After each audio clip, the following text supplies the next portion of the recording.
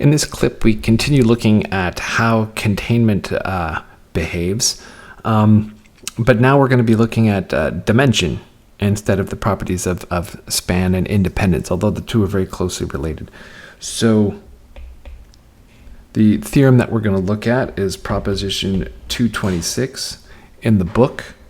And so part A of this says that any subspace of a finite dimensional vector space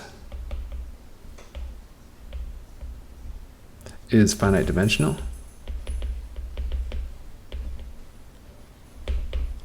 And then part B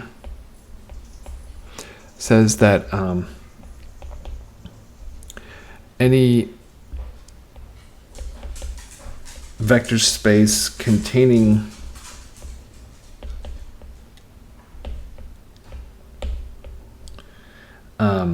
an infinite dimensional subspace must also be infinite dimensional. Okay, so I mean, roughly speaking, it's the subset version of, it's the vector space version of a subset cannot be larger than the containing set, or a containing set cannot be smaller than any set it contains. Yeah, okay. So let's see. So it should not be in any way shocking. Okay. So let's see. So first, for the proof. Suppose that U is a subspace of the finite dimensional vector space V. So then if it's finite dimensional, then that means V is equal to the span of some list, which is by definition finite.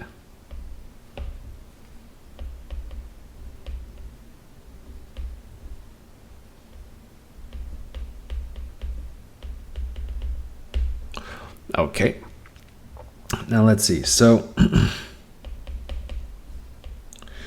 if U is the trivial vector space consisting only of 0, then it's definitely finite dimensional.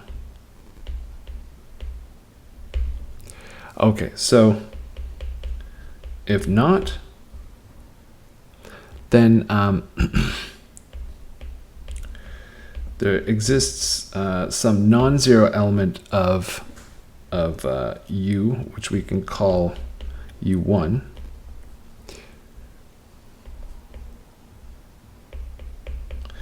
And then in this case, the list consisting just of U1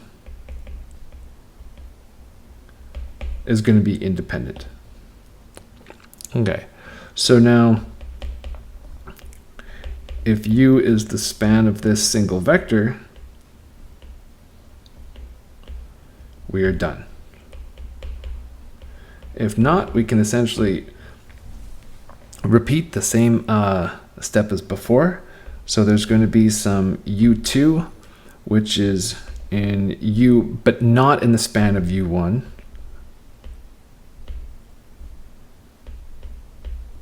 So U1, U less the span of U1.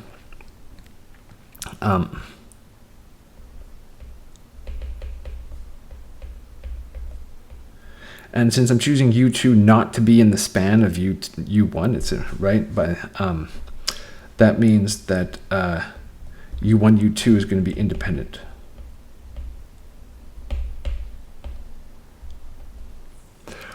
Okay, and so then we just keep doing that a bunch more times. And then, so in general, what it looks like is we say, if U is equal to the span of U1 up through UK minus 1, then we've found our finite list and it's finite dimensional and we are done. Oh, oops.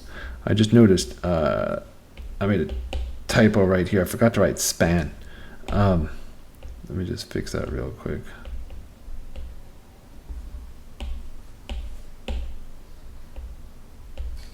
There we go.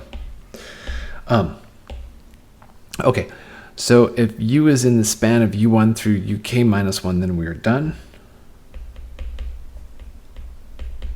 And if not, then we can find a new guy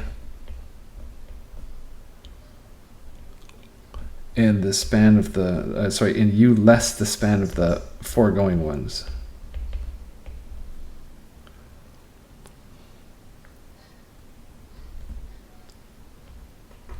And since UK is not in the span of the foregoing ones,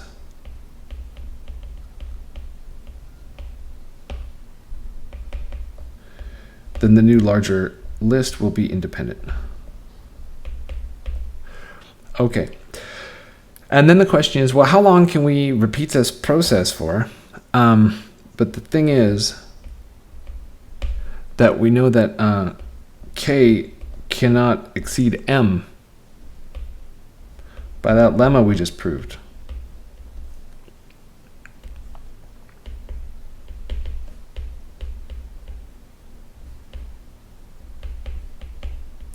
So it has to terminate by the nth step or sometime previous. Okay, so then the question is, how do we prove part B? So if you have a vector space containing an infinite dimensional vector space, then it must be infinite dimensional.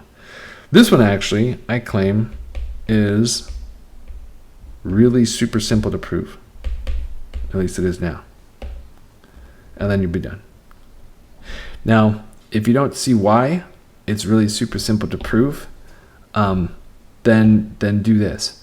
Let's rephrase part A in the following form.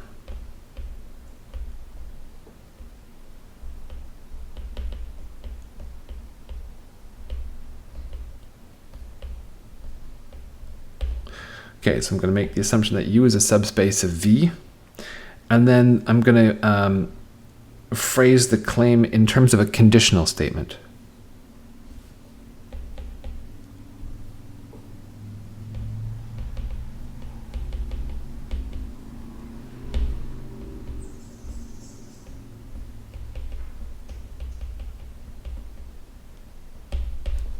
And if you think about that for a moment, you should see why proving part B suddenly becomes much simpler.